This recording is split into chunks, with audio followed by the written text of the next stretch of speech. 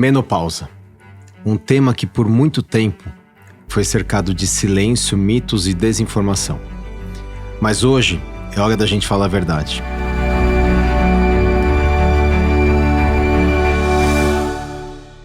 A menopausa não é apenas o fim da vida reprodutiva. É um processo biológico profundo, com impacto em todos os aspectos da saúde da mulher, do coração aos ossos, da mente ao bem-estar emocional. E nessa série, nós vamos abordar a menopausa e a terapia hormonal com o rigor científico que elas merecem. Sem mitos, sem tabus. Apenas fatos embasados na ciência mais atualizada.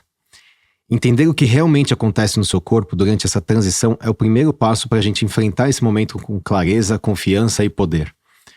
Nesse primeiro episódio, nós vamos falar sobre as mudanças hormonais, os sinais e sintomas, os riscos para a saúde a longo prazo. No segundo episódio, falaremos sobre a terapia hormonal da menopausa, ou reposição hormonal, e principalmente como essa fase pode ser o começo de uma nova etapa na sua vida, repleta de autocuidado e bem-estar. Chegou a hora de deixar de lado os preconceitos e enfrentar a menopausa da forma informada e sem medo, porque você merece entender a verdade e viver essa fase com todo o conhecimento e apoio que a ciência pode oferecer. Se você é mulher ou conhece uma mulher, esse tema é muito importante para a sua vida. A menopausa é uma experiência universal para cerca de metade da população da Terra. A gente estima que só nos Estados Unidos, cerca de 6 mil mulheres entram na menopausa todos os dias. E em 2030, cerca de 1,2 bilhões de mulheres estarão na perimenopausa ou na pós-menopausa. E à medida que as mulheres vivem mais, elas passam cerca de 40% das suas vidas nos anos pós-menopausa, o que equivale a mais de 30 anos para a maioria delas. Afinal, o que é menopausa? Menopausa é super simples. É um evento na sua vida. É a última menstruação da vida. Geralmente de uma forma espontânea, a gente chama isso de menopausa natural, quando você olha para trás e viu que faz 12 meses que não aconteceu mais a menstruação. Isso é a menopausa. Portanto, a gente usa de uma forma um pouco coloquial até o termo de estar na menopausa. Na verdade, a gente tem a menopausa ou está próximo de tê-la. Então, alguns períodos são muito marcantes e a gente vai defini-los aqui. Mas voltando um pouquinho, a menopausa iatrogênica, que é aquela menopausa que a gente causa, seja por retirada do útero, esterectomia, retirada dos ovários por tumor ovariano e, portanto, a queda hormonal, radioterapia pélvica, quimioterapia, enfim, existem fatores que a gente pode induzir uma menopausa, até mesmo com medicamentos. Geralmente essa menopausa a gente chama de secundária a alguma intervenção. Para simplificar, menopausa então é a última menstruação da vida e existem alguns períodos que nós damos os nomes como transição menopausal, que seria um período que começa com uma irregularidade menstrual até a menopausa. Então é justamente isso, um período de transição em que os ciclos menstruais começam a ter intervalos de 40 a 60 dias, não tem um padrão universal. A idade média de início da transição menopausal é por volta dos 46 anos, mas pode variar dos 39 até os 51. E em geral dura cerca de 5 anos, mas também pode variar de 2 até 8 anos. A famosa perimenopausa seria a transição menopausal mais 1 ano depois da menopausa. Então imagina numa linha do tempo em que nós começamos com a transição menopausal, existem vários sinais e sintomas que vão acontecendo e a gente vai falar em breve. Acontece então a última menstruação, menopausa, e 1 ano após, isso indica o período que a gente chama de perimenopausa.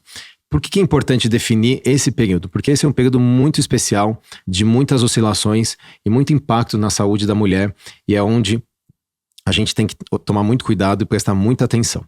A pós-menopausa são todos os anos que vêm depois da menopausa, e a gente chama de menopausa precoce, que está associado a um quadro de insuficiência ovariana prematura, quando a menopausa acontece antes dos 40 anos de idade. Provavelmente você já ouviu falar sobre o termo climatério. O climatério é um termo um pouco mais genérico e impreciso, e ele indica o período em que a mulher passa da fase reprodutiva para a fase da pós-menopausa. Curiosamente, menopausa vem do grego, em que men significa mês e pause significa pausa, portanto seria com essa ideia de ter uma pausa das menstruações mensais.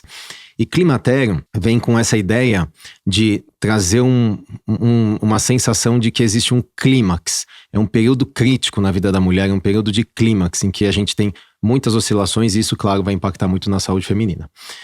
Uma outra curiosidade é que a menopausa ela é muito rara no reino animal. Nos mamíferos, ela foi documentada apenas em cerca de 5 espécies, incluindo, claro, os humanos, alguns chimpanzés e algumas baleias, como as orcas. E o sentido evolutivo da menopausa é um tema de grande interesse na biologia evolutiva, muitas vezes explicado pela hipótese da avó, ou Grandmother Hypothesis, em que sugere que a menopausa traz uma vantagem adaptativa ao permitir que as fêmeas mais velhas, ao invés de continuar a se reproduzir, elas comecem então a cuidar dos netos, garantindo mais sobrevivência da prole. Isso aumenta o sucesso reprodutivo da espécie, já que essas fêmeas podem concentrar energia e recurso em ajudar os seus descendentes a crescer, a se reproduzir, em vez de arriscar mais gestações tardias que podem ser mais complicadas. E em algumas espécies de baleias, a menopausa também parece ter um papel importante no cuidado e liderança do grupo. Isso é muito interessante, porque essas fêmeas mais velhas são frequentemente líderes do grupo, ajudando na navegação e na busca por alimentos, compartilhando conhecimento ao longo das vidas, e isso parece melhorar a sobrevivência do grupo como um todo. Assim, essas espécies parecem se beneficiar, sim, dessas fêmeas na fase pós-reprodutiva, para garantir a longevidade e a estabilidade social. É muito interessante. Em resumo, a menopausa ela pode ter evoluído como uma estratégia que melhora a sobrevivência das futuras gerações, ao permitir que essas fêmeas mais velhas assumam papéis de suporte na comunidade, beneficiando a coesão social e a transmissão de conhecimento. O fato é que hoje, se você olhar a curva da espécie humana, a curva de sobrevivência e a nossa expectativa de vida, na virada do século XX, a gente começou a passar dos 50 anos de idade. Então a menopausa não era um fenômeno comum séculos atrás, justamente porque a gente não vivia até os 50 anos, então a gente não experimentava a menopausa. Porém, hoje é muito comum. Se você considerar que uma mulher pode viver 80, 90 ou até mais anos, ela vai passar boa parte da vida dela na fase da pós-menopausa, e isso tem implicações muito sérias na saúde feminina, e nós vamos falar de algumas soluções no episódio 2. A idade média da menopausa no mundo é em torno de 49 até 51 anos. Isso varia bastante de acordo com o país e parece que quanto mais avançada a economia, quanto mais evoluída a sociedade do ponto de vista socioeconômico, a menopausa é um pouco mais tardia. Aqui no Brasil, a menopausa ocorre por volta dos 48, 49 anos em média, lembrando que existe um desvio padrão importante nessa idade da menopausa. E a idade da menopausa ela é estável há séculos. Aqui, para quem estiver assistindo no YouTube, no videocast, vocês vão ver que tem um gráfico que mostra que a idade ela é estável. Os ovários não apresentaram mutações genéticas significativas para aumentar a longevidade ovariana e permitir que as mulheres tenham menopausa um pouco mais tarde, depois dos 60 ou 70 anos. Isso é impossível, isso não existe. O que aconteceu foi sim o incremento na sobrevida, na expectativa de vida, e com isso a gente vive muito esse período da pós-menopausa. E isso impacta muito a nossa espécie. Olha que interessante esse dado. Cada ano adicional de menopausa mais tardia implica 2% a menos de mortalidade por todas as causas. Falando em outras palavras, quem tem menopausa precoce tem uma mortalidade aumentada por uma série de doenças crônicas, como doença cardiovascular, osteopenia, osteoporose e até câncer. E isso é visto de uma forma reversa quando a gente fala sobre a terapia de reposição hormonal. Nós vamos falar depois. Quais são os mecanismos e a fisiopatologia? Em outras palavras, como é que funciona? Por que acontece a menopausa? Vamos lembrar, a menopausa ela marca o fim do período reprodutivo da mulher. É como fechar um capítulo de uma longa jornada que começou lá na puberdade, passando pela menarca, que é a primeira menstruação da vida, o período reprodutivo, os anos reprodutivos, e agora chegando à menopausa. Nós podemos ver que essa transição é como uma libertação da função reprodutiva constante, abrindo espaço para uma fase mais criativa e social da vida da mulher. Pense no seguinte, todos falam abertamente sobre as mudanças da adolescência. Nós sabemos o que esperar na adolescência, principalmente quem tem filho. Mas quando o assunto é menopausa, nós ainda enfrentamos um grande tabu. Por que isso acontece? Talvez pelo fato de, historicamente, a sociedade sempre valorizar a juventude, e a menopausa marca uma fase da vida em que a mulher geralmente está mais madura e aponta para o envelhecimento. E hoje, muitas mulheres que atravessam a menopausa estão no ápice da carreira, buscando relacionamentos mais saudáveis, construindo laços de harmonia, e de repente vem uma avalanche de sintomas que prejudicam muito a qualidade de vida. Vale muito lembrar um pouco da reprodução humana. Como é que a gente funciona do ponto de vista reprodutivo? A grande diferença entre o ovário e o testículo é que o testículo nasce com um número finito, um número limitado de óvulos que estão dentro de folículos, ao passo que o testículo contém células que, a partir da puberdade, dependendo de uma série de fatores hormonais, o menino vai começar a produzir espermatozoides e testosterona e, portanto, pode ficar produzindo para o resto da vida. Esse é o principal motivo pelo qual existem homens que conseguem ter filhos com seu próprio sêmen, depois de 60 ou até 70 anos, mas a gente não vê mulheres nesta mesma situação. A gente sabe que o pico de número de óvulos e de folículos na vida da mulher não é quando ela nasce, é antes, cerca de 5 meses na barriga da mãe. Por volta de 20 semanas de gestação, o feto feminino tem cerca de 5 a 7 milhões de folículos ou óvulos, que são as pequenas unidades que vão produzir os hormônios lá na frente quando acontecer a ovulação. Ao nascimento, esse número já caiu para em torno de 1 a 2 milhões. Na primeira menstruação, esse número é em torno de 300 a 500 mil óvulos e, perto da menopausa, menos de 1.000, algumas centenas. Daqui a gente extrai uma taxa que é muito interessante. A mulher perde cerca de 1.000 óvulos por mês. Mesmo se você usa alguma pílula contraceptiva e está bloqueando a ovulação, ou fazendo uma estimulação para fertilização in vitro, você não está guardando mais óvulo no seu ovário ou gastando mais. E esse fenômeno ocorre por um mecanismo chamado de apoptose, que é uma morte celular programada. Ou seja, os folículos já têm desenhados desde o seu início de vida que boa parte deles vão morrer. E eles morrem num estágio microscópico, a gente não consegue enxergar isso no ultrassom ou em algum exame. Por isso que a gente vê que os marcadores de reserva de óvulos, como o hormônio antimileriano, o FSH e até a contagem de folículos antrais, sempre vai mostrar que existe uma queda ao longo do envelhecimento, chegando no final da vida reprodutiva, que é a menopausa. Mas veja que isso não é de repente. Existe uma queda gradual e geralmente alguns anos antes da menopausa, a mulher já começa a sofrer algumas oscilações hormonais que podem gerar uma série de sinais e sintomas que nós vamos falar e que podem marcar esse período da transição menopausal e perimenopausa. É claro que isso varia muito entre as mulheres, tem mulheres que nascem com 1 milhão, tem mulheres que nascem com centenas de milhares, tem mulheres que nascem às vezes sem óvulos. E isso implica a idade em que ela vai sofrer ou vai sentir os sintomas da privação hormonal. Vamos lembrar um pouquinho do ciclo menstrual, porque isso é super importante para a gente entender os hormônios que a gente vai falar principalmente no episódio 2. Vamos assumir que existe um ciclo menstrual de 28 dias. Lembrem que a primeira fase do ciclo é uma fase chamada de folicular, quando a gente olha para o ovário, ou uma fase proliferativa, quando a gente olha para o endométrio. O que significa isso? Todos os meses, quando a menstruação vem, o ovário ele apresenta uma série de folículos, que são pequenas unidades que contêm óvulo, e um desses folículos vai ser o dominante. O folículo dominante ele tem mais vasos ao redor, ele é mais capaz de receber o hormônio que vai estimular ele, que é o FSH, e portanto ele cresce em detrimento dos outros. Esse folículo dominante ele começa a produzir o hormônio tipicamente chamado de feminino, que é o estradiol, que é o estrogênio mais potente. A sigla do estradiol é E2. E esse estradiol ele tem uma função fundamental na vida da mulher, mas principalmente nesse período reprodutivo, de espessar o endométrio, a parede interna do útero, para esperar o embrião que vai chegar dali a pouco, se acontecer a fertilização. Portanto, existe um pico do hormônio estradiol e no meio do ciclo, por volta do 12º, 14º dia, existe um pico do hormônio LH, que é o hormônio luteinizante, e esse hormônio vai fazer aquele folículo dominante ovular, romper. Quando ele rompe, existe a produção da progesterona, que é o hormônio progestar, é o hormônio feito para aumentar a chance de engravidar. É o hormônio tipicamente que a gente chama da gravidez.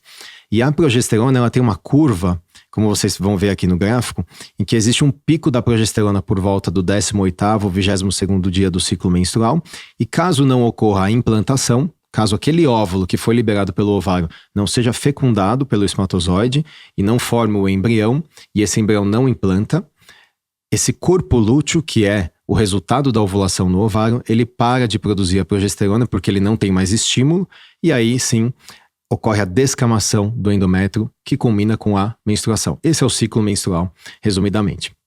Acontece também no meio do ciclo um leve pico do hormônio da testosterona, que pode levar a um aumento da libido no meio do ciclo, aumentando então a frequência da relação sexual e, portanto, aumentando a chance de gravidez.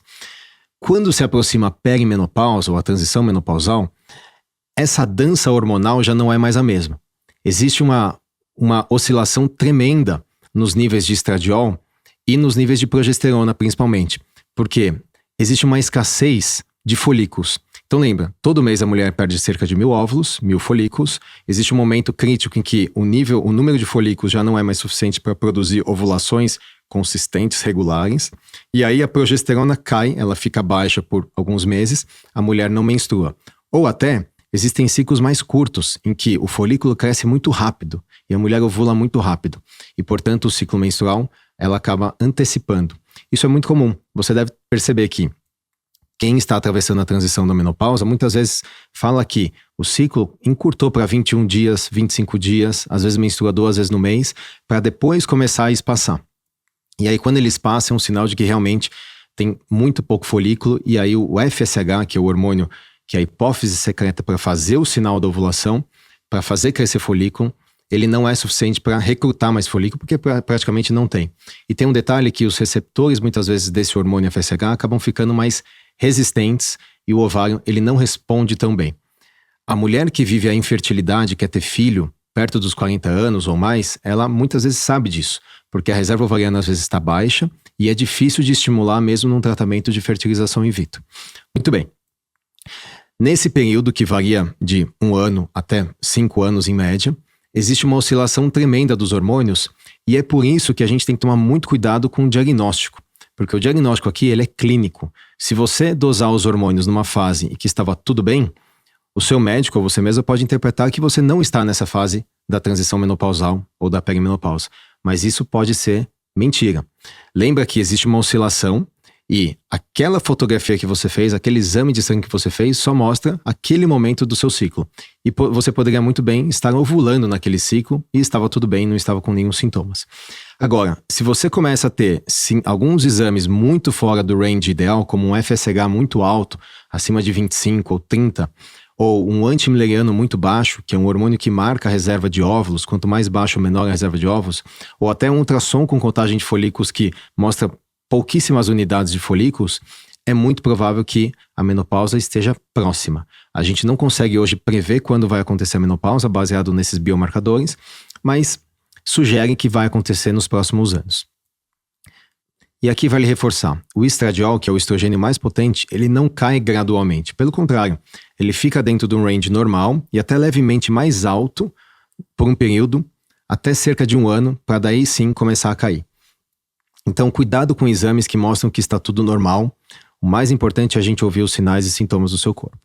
Um outro cuidado que vale muito a pena prestar atenção é que a mulher que está com seus 40 e poucos anos, mas que ainda está ovulando e tem ciclos irregulares, às vezes com intervalos longos de até 50 dias, ela pode ter ciclo ovulatório. Em até 1/4 das mulheres isso acontece. O que significa? Que essa mulher pode estar fértil. E uma gestação, muitas vezes nessa idade, principalmente para quem já tem filhos ou não quer ter filhos, é uma gestação, claro, não planejada e muitas vezes de risco. É um risco pequeno, sim, de acontecer a gestação, mas ele é um risco real. Portanto, essas mulheres merecem também falar sobre contracepção e não só sobre reposição hormonal. Vamos falar brevemente sobre alguns hormônios importantes nessa fase. O primeiro deles é o estradiol, que é o estrogênio mais potente. E os níveis pré-menopausa, durante ciclos ovulatórios, chegam até 400 picogramas por ml. Na pós-menopausa, esses níveis são em torno de 10 a 20 picogramas por ml. Então cai bastante. A testosterona, que é um hormônio comumente chamado de hormônio masculino, ele é um hormônio muito feminino. Vamos lembrar que, se você dosar a testosterona versus o estradiol, a mulher tem muito mais testosterona do que estradiol. As unidades são diferentes. A gente calcula a testosterona em nanogramas por decilitro, estradiol em picogramas por ml. Mas a mulher também depende muito da testosterona. Só que a testosterona ela não cai muito na pós-menopausa porque existe uma produção nas adrenais. Então a produção adrenal das suprarrenais segura um pouco esses níveis de testosterona e esse nível de testosterona na mulher que não faz reposição hormonal muitas vezes é responsável pela conversão periférica na gordura em estradiol. Então vamos lembrar uma regrinha básica. Os androgênios, hormônios, entre aspas, masculinos, como a androstenediona e a testosterona, eles são convertidos em hormônios, entre aspas, também femininos, como estrona e estradiol. E essa conversão ela pode ser importante evolutivamente para garantir um nível mínimo de estradiol que pode ter uma função importante, por exemplo, para a manutenção da saúde óssea. Existe, portanto, uma queda abrupta dos níveis de estradiol. A progesterona talvez seja o hormônio que mais cai e fica em 0 depois da menopausa, porque a mulher não vai mais ovular, e a progesterona é praticamente produzida só no corpo lúteo, pós-ovulação, e esse é um fenômeno que não existe mais. E a testosterona é um hormônio que fica em níveis ainda visíveis, dosáveis no sangue da mulher na pós-menopausa. Com o tempo, a contribuição da adrenal nos precursores para a produção dos estrogênios, ela começa a reduzir e se torna inadequada. Existe então uma baixa disponibilidade de estradiol e uma incapacidade de sustentar os tecidos, os órgãos que são dependentes de estradiol, que praticamente o nosso corpo tem receptor de estrogênio no corpo inteiro. E esse é um dos motivos pelo qual a atrofia vulvovaginal, o ressecamento vaginal, ele só piora com a idade, principalmente na mulher que não faz terapia de reposição hormonal. Agora vamos falar um pouquinho sobre o que acontece no corpo. Quando nós falamos de menopausa, muitas pessoas pensam apenas nas ondas de calor, mas isso é só a ponta do iceberg. Há mais de 70 sinais e sintomas já descritos associados à menopausa e é muito superficial a gente reduzi-la apenas aos fogachos. Pense na endometriose. Assim como não se resume apenas à cólica menstrual, até uma simples dor, como era achado no passado, a menopausa é muito mais complexa do que as ondas de calor. Pense nisso, você está no pico da sua carreira, confiante, realizada, mas de repente entra numa reunião e começa a ter um calorão insuportável e constrangedor, se vê irritada, cansada, acordando às 3 da manhã com o pijama todo molhado, desesperada porque tem que acordar dali algumas horas, às vezes tendo que cuidar dos filhos, que podem ser pequenos e precisam da sua presença, como mãe. O que era fácil de lembrar, agora fica quase impossível, você começa a esquecer o que ia fazer, às vezes vai para a cozinha, esquece o que ia pegar, as palavras não vêm mais à mente, esquece de alguns eventos, fica mais e mais difícil de se concentrar, de ler um livro, de responder um e-mail. E além disso, as calças começam a apertar, a cintura já não é mais a mesma. As pacientes falam que muitas vezes estão se sentindo quadradas, aquela cintura que ela tinha no passado já não é igual. A libido desapareceu, o sexo já não traz mais o mesmo prazer de antes, tem ressecamento vaginal, tem que ficar usando cada vez mais lubrificante. E às vezes a ideia de ter relação sexual é uma ideia muito dolorosa. O orgasmo muitas vezes já não é mais alcançado. Tem sentimentos de tristeza, medo, ansiedade, irritabilidade. Tudo isso pode vir junto de uma vez só. Os sintomas da menopausa, eles são diferentes para cada mulher. Não só como você pode ter poucos sintomas ou quase todos, mas a intensidade deles também pode mudar bastante. E é aqui que o clínico, o ginecologista, treinado para isso, tem que ter um ouvido muito bom e um questionário muito bom para entender quais são as principais queixas da paciente e o que a gente quer melhorar com o nosso tratamento. Então vamos lembrar, quais são os principais sintomas da menopausa? Primeiro, alterações do ciclo menstrual. Aqui pode acontecer de tudo. Irregularidade do ciclo, o ciclo fica mais curto, depois fica mais longo. O fluxo menstrual é muito comum ele encurtar o tempo de menstruação, justamente porque a produção hormonal está menor e aí o endométrio ele é menos estimulado. As menstruações às vezes podem ficar mais prolongadas no início, depois elas começam a reduzir. E por fim existe a chamada amenorreia ou ausência de menstruação, que culmina então com a menopausa. Claro, sintomas vasomotores, que são as famosas ondas de calor ou fogachos, que muitas vezes são acompanhados de sudorese noturna. Então como é que funciona isso? Cerca de 80% das mulheres têm ondas de calor. Mas olha que interessante, apenas 10 a 30% buscam ajuda médica. Muitas mulheres estão sofrendo, eu tenho certeza que você conhece alguma delas, ou até mesmo você é uma delas, que pode estar sofrendo com onda de calor, e achando que isso é só um sintoma simples e que vai passar.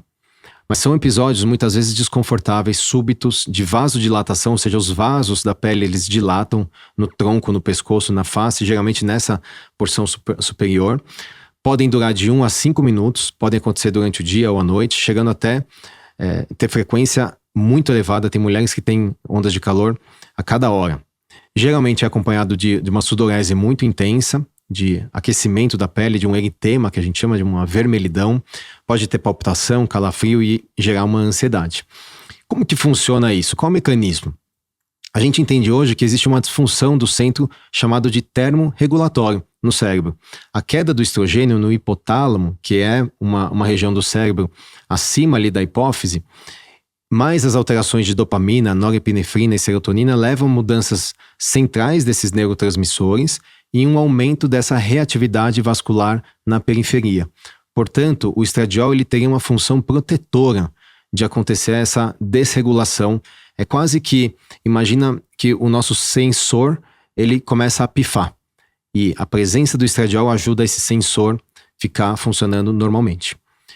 É mais comum ter as ondas de calor na perimenopausa e perimenopausa tardia e nos primeiros anos pós-menopausa, mas acontece sim na transição menopausal.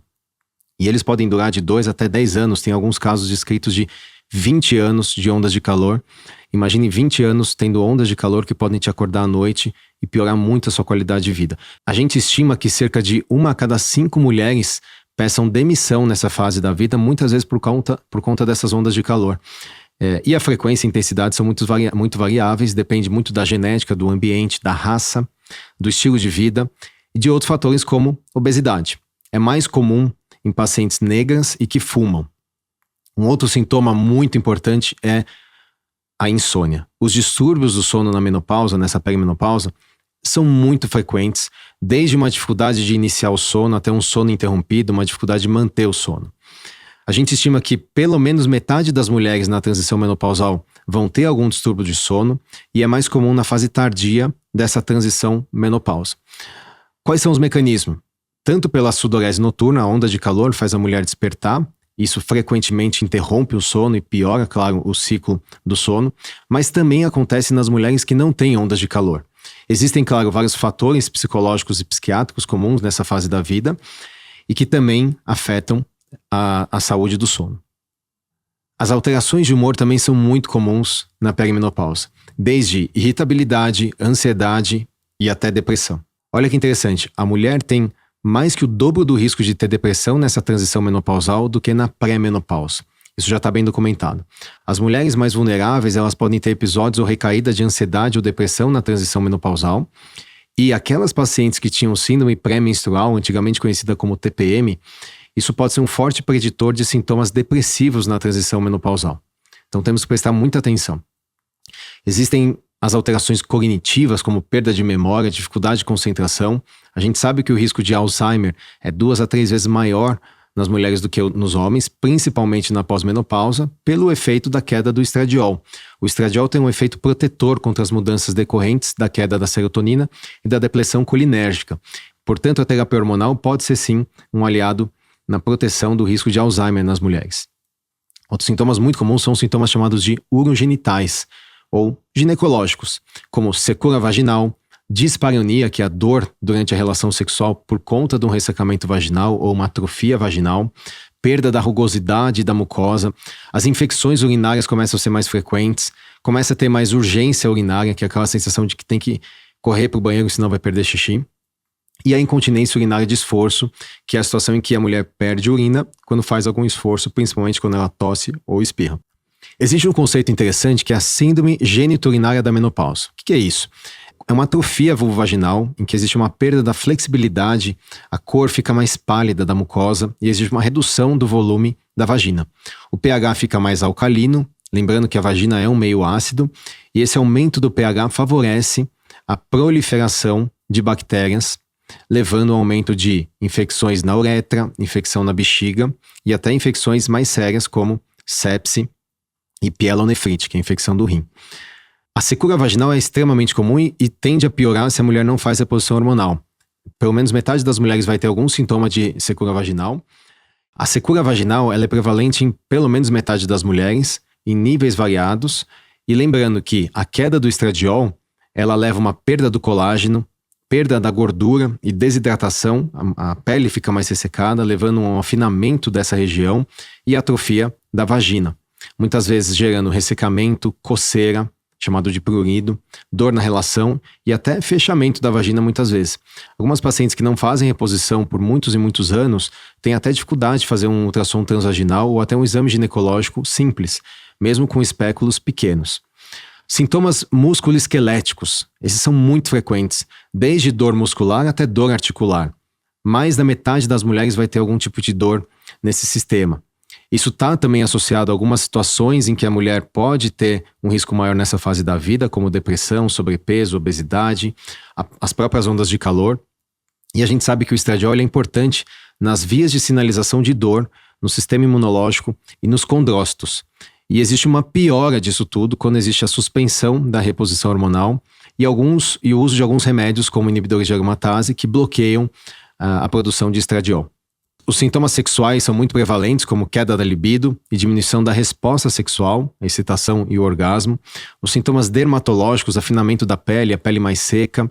Existe uma perda do colágeno, da elasticidade e até da espessura da pele. As mulheres falam que a pele fica, quando você aperta, ela fica muito fina, ela está, entre aspas, envelhecida, mais enrugada, mais seca. E isso porque o estradiol, ele reduz o turnover e melhora a qualidade do colágeno. Tanto que hoje tem algumas empresas desenvolvendo estradiol tópico para a mulher aplicar na face, melhorando então esse turnover do colágeno, essa qualidade do colágeno cutâneo. Algumas mulheres experimentam sintomas cardiovasculares, como palpitações e sensação de mal-estar torácico, e a gente sabe que também existem os sintomas metabólicos clássicos, como aumento de peso, dificuldade de perder o peso, principalmente na região abdominal, diminuição da massa muscular ou até dificuldade de ganhar massa muscular, resistência insulínica, que é super importante e, portanto, até um aumento de risco de diabetes tipo 2, e as alterações no perfil lipídico, como o aumento do LDL e colesterol. Agora, eu gostaria de trazer a atenção para vocês para um ponto que é muito importante e que muitas vezes passa de uma forma silenciosa, que são os sintomas ósseos. Existe uma redução importante da densidade mineral óssea, levando à osteopenia ou osteoporose e, assim, um risco aumentado de fraturas. Olhem isso. A taxa da densitometria óssea, um exame simples que você pode fazer no laboratório, ela começa a cair cerca de 10% em 10 anos e o pico de perda ocorre um ano antes até da menopausa, até os 2 anos seguintes. Isso por vários mecanismos, mas principalmente porque o estradiol tem uma função importante no metabolismo do osso, reduzindo então a reabsorção óssea. Lembrando que o osso é um tecido vivo e que o nosso corpo muitas vezes fica reabsorvendo esse osso para trazer o cálcio para o corpo. E o estradiol tem uma função fundamental de manter a resiliência óssea. Vamos falar então, por fim, quais são os impactos a longo prazo da menopausa. O primeiro deles é um aumento claro do risco de doenças cardiovasculares. A doença cardiovascular, ela em geral ocorre na mulher 10 anos mais tarde do que nos homens. E o risco de AVC, ele dobra nos 10 primeiros anos após a menopausa e ultrapassa o risco dos homens nas idades mais avançadas. A gente acredita que aqui o impacto da queda hormonal, especialmente do estradiol, é fundamental. A menopausa precoce e a insuficiência ovariana prematura, ela está implicada com um risco maior, tanto que a menopausa precoce, ela envolve um risco maior de doença cardiovascular e mortalidade geral. Essa é uma mulher que precisa fazer terapia hormonal. Os estrogênios têm uma função fundamental na vasodilatação, na remodelação e na elasticidade da artéria e na regulação dessa dilatação e atividade local inflamatória. A queda do estradiol leva a uma ativação do que a gente chama de sistema renina-angiotensina, levando um aumento da regulação, que a gente chama de upregulation da endotelina, que é um potente vasoconstritor, e uma redução da ação do óxido nítrico, que é um potente vasodilatador. Em resumo, a queda do estradiol leva a uma piora da saúde vascular, levando ao aumento do risco de doença cardiovascular. E aqui um parêntese. Vamos lembrar que a doença cardiovascular é hoje a doença crônica que mais mata a população no mundo. Disparadamente, muito mais do que câncer, juntando todos os cânceres. O impacto na saúde óssea é fundamental. A gente estima que metade das mulheres vão ter alguma fratura óssea na vida. Não só osteoporose, mas fratura. E isso decorre muito da baixa densidade mineral óssea, que se acentua na menopausa. Existe uma piora da cognição e do aumento do risco do Alzheimer no longo prazo. O principal efeito do estradiol no sistema nervoso central é no córtex pré-frontal, no hipocampo e no corpo estriado. Em outras palavras, existe um impacto no controle do aprendizado, do registro e lembrança de informações, do julgamento, do processo de avaliação, da habilidade com linguagem, do que a gente chama de função executiva. E a mulher que atravessa a perimenopausa sente muito isso. O estradiol tem ações genômicas e até não genômicas que levam ao crescimento e sobrevivência dos neurônios, melhoram a transmissão e a função neural e a chamada sinaptogênese, a criação de sinapses. Então, em resumo, o estradiol ele tem uma função super importante na saúde cerebral, na saúde cognitiva e mental, reduzindo a resposta inflamatória local, levando a menos distrofia e menos demência, e resultando, então, numa melhora da memória e da fluência verbal. Como então é feito o diagnóstico da menopausa? O diagnóstico ele é clínico, é super simples. É lógico que se você está 1 ano sem menstruar e você tem útero, você teve a menopausa 1 ano atrás. Mas nem sempre ele é tão óbvio. Por exemplo, pacientes que não têm útero, fizeram alguma cirurgia, pacientes que fizeram uma ablação endometrial e, portanto, o endométrio não funciona mais, você não menstrua mais, pacientes que usam DIU hormonal, como Kyleena ou Mirena. Aqui a gente perde o parâmetro do fluxo menstrual. E os exames de sangue podem nos ajudar. Normalmente, quando a gente dosa o FSH, que é o hormônio folículo estimulante, é aquele sinal da hipófise para o ovário produzir e crescer os folículos dominantes, geralmente esse hormônio está acima de 30. O LH, que é o hormônio luteinizante que deflagra a ovulação, também costuma estar alto.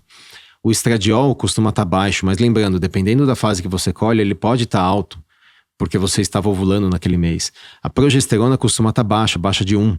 O hormônio antimileriano, que é um marcador de reserva de óvulos, costuma estar abaixo de 0,05. Basicamente, esses são os exames de sangue que a gente pode pedir nessa fase, não são obrigatórios. Se você vai fazer um ultrassom transvaginal com contagem de folículos, geralmente essa contagem está baixa, mas não necessariamente está zero. Às vezes você tem 1 folículo ou 2 folículos, mas não quer dizer que você está ovulando. Eles simplesmente estão ali, mas não necessariamente estão respondendo ao sinal da hipófise, que é o FSH. E geralmente o volume ovariano e a espessura do estroma do ovário estão menores, mas esse não é um bom parâmetro no ultrassom. Então, em linhas gerais, o diagnóstico ele é clínico, mas muitas vezes a gente usa exame de sangue até para entender que fase a mulher está atravessando e principalmente nas pacientes que não têm útero e a gente ou perde o parâmetro da menstruação. Uma dúvida muito frequente é: será que vale a pena a gente pensar em prevenção da menopausa? Eu recebo algumas pacientes no consultório que perguntam: doutor, o que a gente pode fazer para prevenir? Porque eu não tive menopausa, meus ciclos estão regulares, mas eu não quero sofrer como a minha mãe sofreu. Será que vale a pena a gente fazer alguma coisa antes? Então, a primeira coisa é evitar o que vai levar uma antecipação da menopausa, né? E a gente sabe que existem alguns fatores de risco para menopausa mais precoce, como divórcio dos pais, baixo nível socioeconômico, tabagismo, né? O cigarro claramente piora a reserva de óvulos. E as pacientes que fumam mais de 15 cigarros por dia podem antecipar a menopausa em até 4 anos. A nutrição pós-natal, um recém-nascida que teve um aleitamento materno, ela tende a ter uma menopausa mais tardia, ao passo que as recém-nascidas com baixo peso, até os 2 anos de idade, em geral, têm uma menopausa mais precoce. Isso muitas vezes reflete a desnutrição. E, claro, a restrição calórica grave também está associado a isso. A gente viu isso muito em períodos de guerra, né? Aquelas meninas que passaram por, ali na década de 40, 30, 40, elas sofreram muito e geralmente é uma geração de mulheres que teve ali menopausa precoce. Depois disso tudo, você pode pensar que a menopausa é uma avalanche de sintomas e sinais ruins. Ela pode acontecer com uma série de fatores negativos, mas ela pode ser sim uma grande oportunidade. E eu convido você a pensar no seguinte: a espécie humana hoje morre basicamente de doenças crônicas. As principais são doença cardiovascular, infarto AVC, câncer, Alzheimer, as doenças metabólicas, como diabetes tipo 2, esteatohepatite, esteatose hepática não alcoólica, e as quedas, principalmente acidentes ou quedas nessa população, quedas muitas vezes da própria altura, com fratura, por exemplo, do quadril, e uma taxa altíssima de mortalidade no ano que se segue. E a menopausa, ela marca sim um fim do período reprodutivo, mas ele marca também um começo, se a gente não tomar cuidado, de uma fase de muito aumento de doença crônica. As principais são essas que a gente acabou de falar. E esse é o momento que o ginecologista e o médico clínico geral tem que prestar muita atenção. Porque se a gente olhar a paciente que atravessa a transição menopausal como uma grande oportunidade para promover saúde e muitas vezes de falar de terapia hormonal, falar abertamente sobre os possíveis benefícios, sim, como prevenção de doença crônica, a gente vai entregar muito mais longevidade para pelo menos metade da população da Terra. Então, a menopausa não deve ser percebida como um sinal de declínio irreparável, mas sim como um novo capítulo na vida, que deve ser bem-vindo e mais bem planejado para garantir uma boa saúde e um ótimo bem-estar nos próximos anos.